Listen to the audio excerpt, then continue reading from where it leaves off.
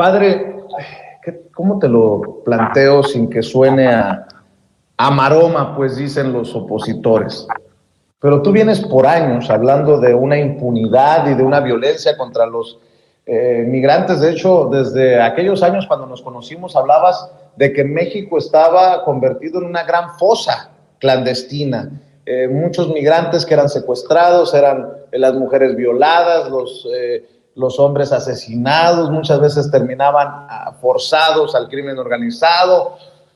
Híjole, qué difícil tratar de solventar lo que deja un fenómeno como el fenómeno migratorio, nunca problema, un fenómeno migratorio tan complejo por la cercanía de México con Estados Unidos, esta calidad de país de paso. ¿Cómo lo has reflexionado? Tú, un hombre de fe, todo esto que te ha tocado ver y lo que ahora estamos sufriendo, que creo, salvo que tú me digas otra cosa, nunca se compara con aquello que hemos denunciado por años, padre. Sí, no se compara, pero las presiones siguen siendo el común denominador. Y yo lo quiero explicar de esta manera. Yo te hablé de dos momentos y había presiones. En 2019, George Soros paga, financia a organizaciones como Pueblos Sin Fronteras para que irrumpan masivamente en México. Primero, en 2018, en la frontera de Estados Unidos, en tiempo electoral, acuérdate, el 8 de noviembre. Después, cuando empiece el gobierno de México, no es casualidad que irrumpan caravanas pagadas por George Soros. George Soros es un desestabilizador de gobiernos, todos lo sabemos, pero empieza fuerte, él empieza fuerte.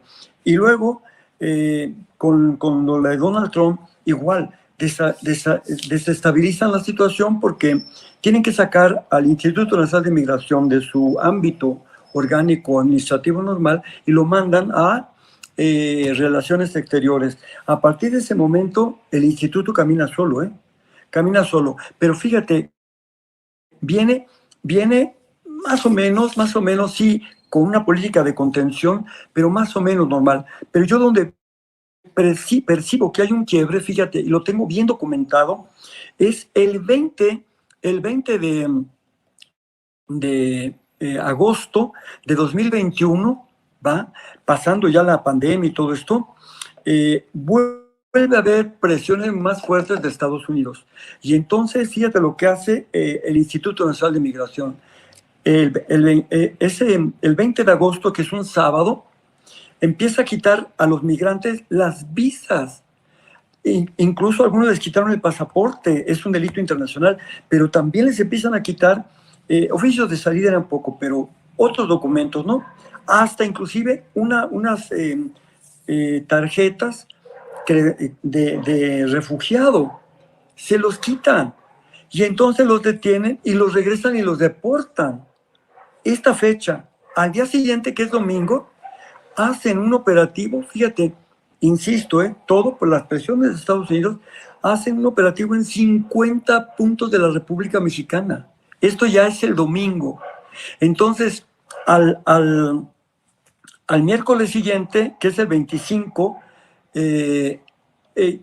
Migración realiza la primera conferencia nacional sobre migración, y entonces ahí yo denuncio eso. El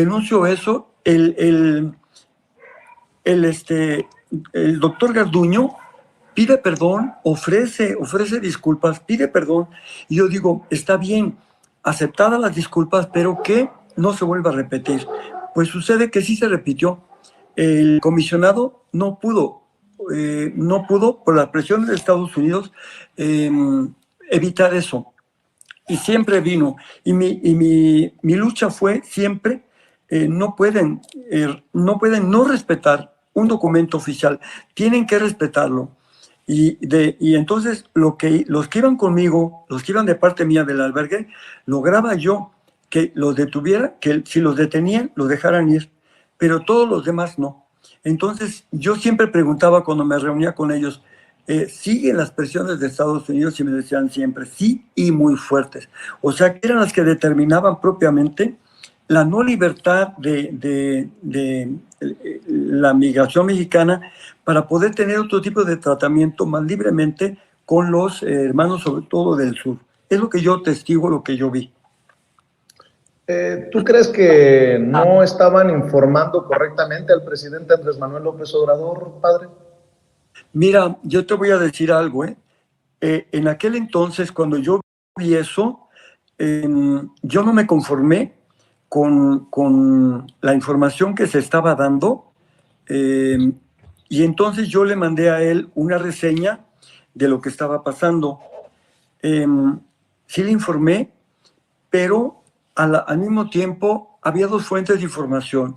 Una que yo le podía mandar por mensaje solicitándole verlo a él para tratar este asunto, pero no se pudo sino hasta el 4 de octubre del año pasado, porque no se había podido, por no sé qué razones. Y luego la otra era que, bueno, pues él tenía ahí, pues a boca de jarro al doctor Garduño, ¿verdad? Al comisionado, en las reuniones de seguridad, pues él le informaba, pues no sé qué le informaría, pero él tenía más chance de informar lo que estaba pasando que lo que yo estaba. Pasó el tiempo hasta que el año pasado, el 4 de octubre, yo ya tenía la respuesta de él y me dijo, el 4 de octubre nos vamos a ver para tratar este asunto.